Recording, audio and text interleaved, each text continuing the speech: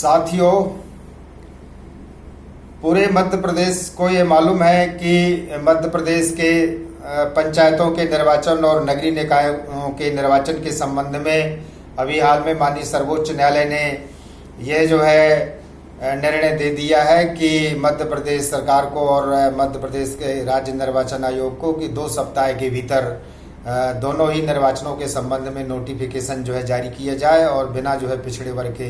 आरक्षण के जो है निर्वाचन संपन्न कराए जाएं।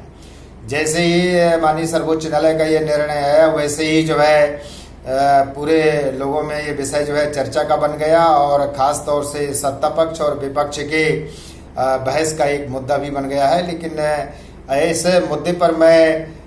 हकीकत बताऊंगा कि ये प्रकरण जो है इतने दिनों तक क्यों उलझा रहा और क्यों जो है अभी भी ये सरगर्मियों में और बना हुआ है। इसका कारण ये है कि मध्य प्रदेश सरकार ने एक जो है अध्यादेश जारी कर मध्य प्रदेश में पंचायतों के निर्वाचन के लिए जो है अध्यादेश जारी कराया था और वो जो अध्यादेश था उस अध्यादेश में 2 खामियां रह गई थी। एक तो ये था कि उसमें चक्रानुक्रम अनुसार जो रोटेशन अनुसार जो आरक्षण होता है वो, और दूसरा जो है जो परसीमन होता है वो जो है परसीमन वाली बात भी जो है उससे निकल गई थी। तो 2 चीज़ों के निकल जाने के कारण से जो है उसमें संविधान के अनुच्छेद जो 243 जो उसका संबंधित क्लाज है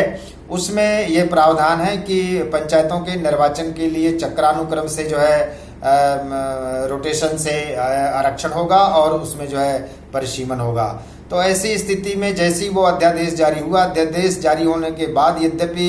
मध्य प्रदेश के राज्य निर्वाचन आयोग ने उसके निर्वाचन कार्यक्रम की जो है घोषणा कर दी और जो है अधिसूचनाएं भी जारी हो गई थी,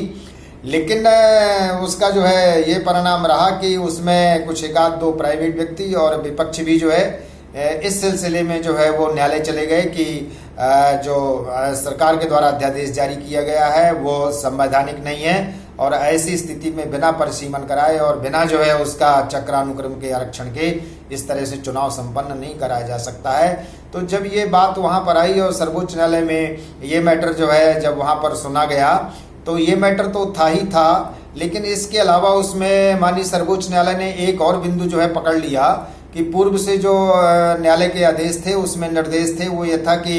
ट्रिपल टेस्ट के बिना नगरीय निकायों के चुनाव और पंचायतों के निर्वाचन जो है नहीं कराए जा सकते हैं, क्योंकि ओबीसी के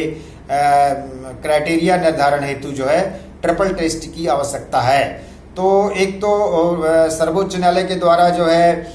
वैसे भी शायद ये जो है सरकार का और निर्वाचन आयोग का शायद अध्यादेश इस आधार पर भी निरस्त हो जाता कि इसमें ट्रिपल टेस्ट जो है नहीं कराया गया है।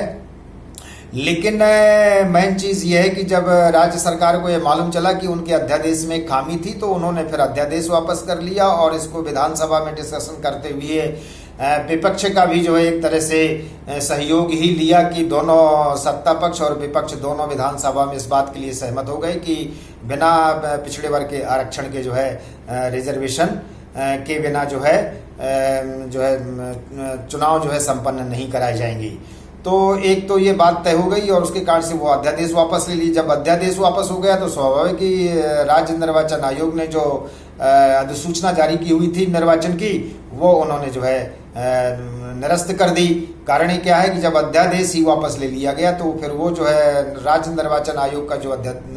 नोटिफिकेशन था उसकी कोई वैलिडिटी नहीं रह जाती थी। तदनुसार जो है वो न्यायालय में जो है इसको इस तरह से प्रस्तुत कर दिया गया कि तो न्यायालय ने ये मान करके कि जब अध्यादेश ही निरस्त हो गया है और निर्वाचन की प्रक्रिया ही अब निरस्त हो गई है तो उन्होंने उस संबंध में तो कोई मतलब नहीं था, एक तरह का भिडरा ही था। दूसरा उसमें जो है ये मैटर जरूर बना रहा कि उसमें ट्रिपल टेस्ट वाली बात थी। तो जब ये न्यायालय के निर्णय के पश्चात जो है और जब ये स्थिति सामने आ गई, यद्यपि ट्रिपल टेस्ट वाली बात तो पहले से मौजूद थी, वो किसी भी राज्य किसी भी सरकार ने उसको नहीं देखा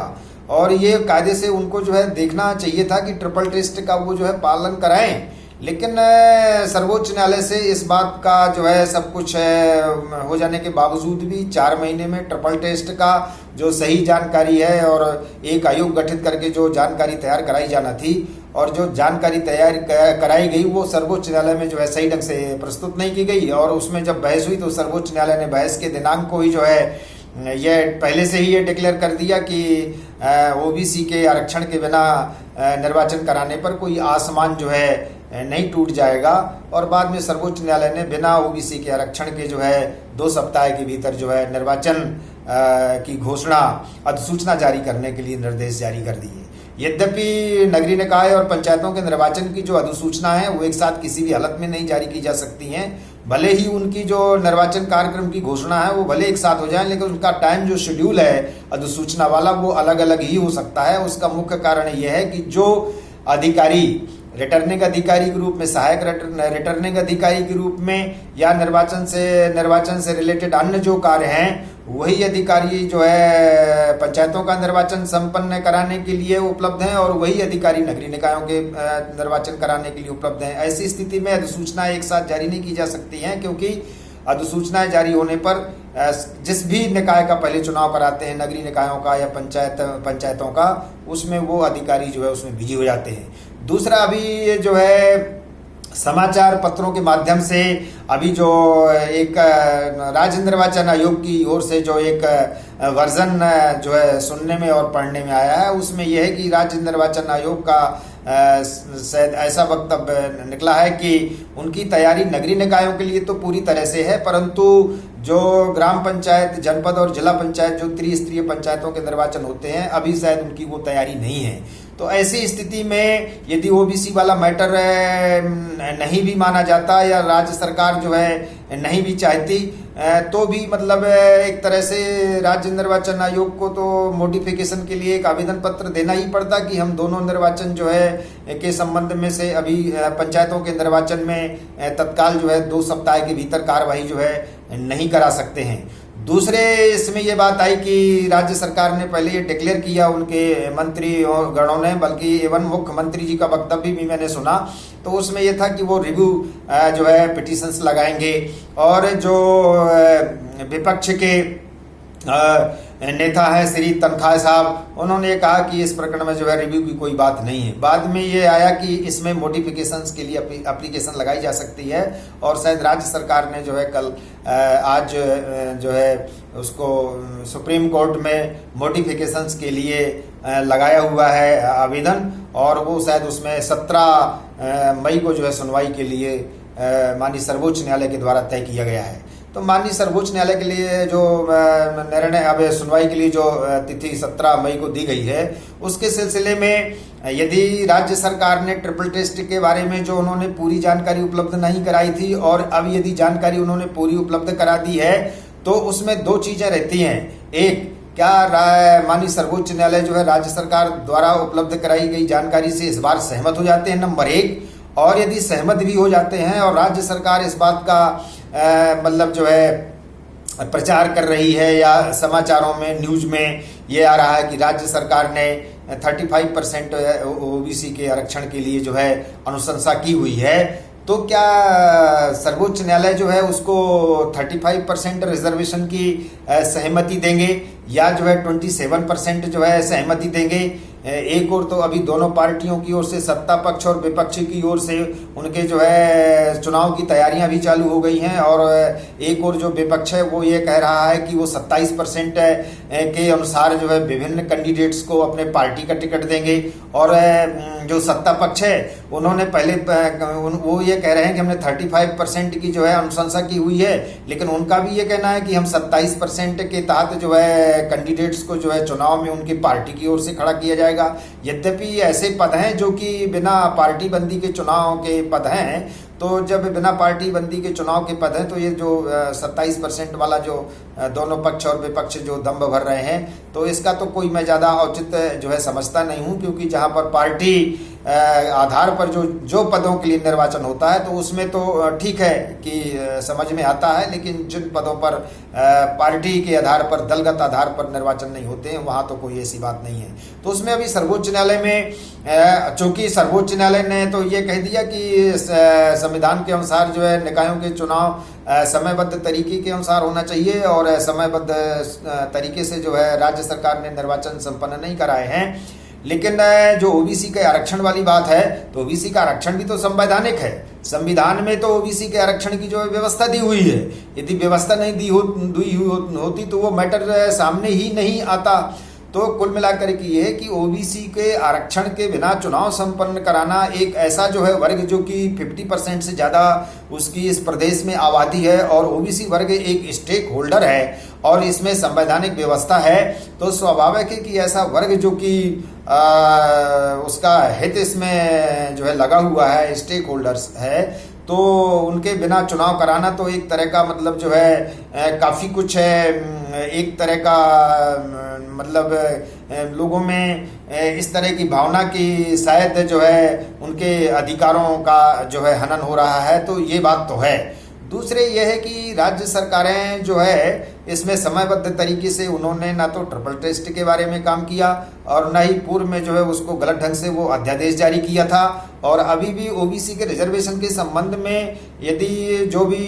स्थितियां निर्मित हो रही हैं, तो कम से कम यदि इस प्रकार की बातें हैं तो कम से कम उसको जो है समयबद्ध तरीके से ट्रिपल टेस्ट करवा करके और जो है इसमें एक विचार विमर्श करवा करके विधानसभा में भी इसको रखवाया जाना चाहिए था और डिस्कशन होना चाहिए था कि ओबीसी वर्ग की आबादी मध्य प्रदेश में जब इतनी है तो कहीं 27% की बात कही जा रही है, कहीं 35% की बात कही जा रही है, कभी वो बताते हैं 50 पॉइंट जो है 90% की जनसंख्या जो है आबादी है ओबीसी वर्ग की मध्य प्रदेश में, और अभी बता रहे हैं कि 48% है। तो 48% में 27% ही क्यों, 35% ही क्यों? संविधान में किसी भी तरह का कोई बंधन नहीं है ओबीसी के रिजर्वेशन के लिए, एवं नौकरियों में शासकीय उसमें जो है संस्थाओं में, शैक्षणिक संस्थाओं में प्रवेश के लिए जो है कोई बंधन नहीं है। संविधान के उस अनुच्छेदों में तत्समय जो है उस समय एडवोकेट रिजर्वेशन का जो है उसमें प्रावधान है, तो वहाँ तो कोई बंधन नहीं है। इंदिरा साहनी का बार बार जो है उदाहरण देते हैं, इंदिरा साहनी के केस में तो ईडब्ल्यूएस का आरक्षण भी निरस्त हो गया था। जब ईडब्ल्यूएस का आरक्षण जो है असंवैधानिक पाया गया था और संविधान की भावना के अनुसार नहीं पाया गया था, तो उसको निरस्त कर दिया गया सर्वोच्च न्यायालय के द्वारा 16/11/1992 को। और बाद में केंद्र सरकार ने वर्ष 2019 में जो उसको 10% जो है आरक्षण कर दिया।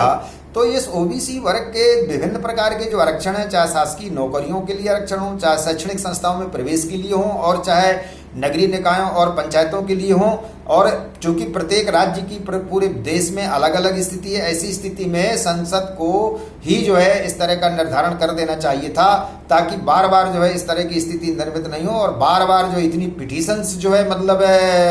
केवल इसी आधार पर जो है लगी रहती हैं और चलती रहती हैं और लोग जो है उसका परेशान होते रहते हैं। और एवं यहाँ तक कि जो शासकीय नौकरियों में है उसमें जो है समयबद्ध तरीके से नौकरियों में भी जो है लोगों का अपॉइंटमेंट जो है इसी कारण से नहीं हो पा रहे हैं। तो मैं समझता हूँ कि ये जो पंचायतों का निर्वाचन है और नगरीय निकायों का जो निर्वाचन है, इसमें ओबीसी वर्ग के हितों का पूरी तरह से ध्यान रखना चाहिए। और कतिपय कारणवश यदि सर्वोच्च न्यायालय से भी जो है निर्णय इस तरह का नहीं आता है, तो इसमें बाकायदे जो है राज्य सरकार को केंद्र सरकार से निवेदन करना चाहिए और केंद्र सरकार को बाकायदे जो है इसको ऐसे मैटर्स को जो है संसद में रखवा करके इसका सही ढंग से निराकरण होना चाहिए, ताकि एक बहुत बड़ा जो वर्ग है और स्टेक होल्डर है और इस मध्य प्रदेश का, उनके हितों का जो है उनके हितों पर कोई विपरीत प्रभाव नहीं पड़े, ऐसा मेरा व्यक्तिगत तौर से मानना है।